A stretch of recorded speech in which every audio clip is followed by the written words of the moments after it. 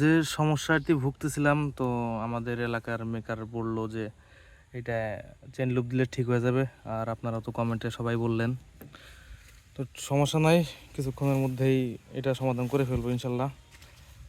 তো আরেকটা বিষয়, এই জায়গায় যে স্টিকারগুলো আছে, স্টিকারের যে উপরে যে একটা প্লাস্টিকের আবরণ দেওয়া দেওয়া থাকে, এটা কি তুলে ফেলবো না এইভাবেই থাকবে?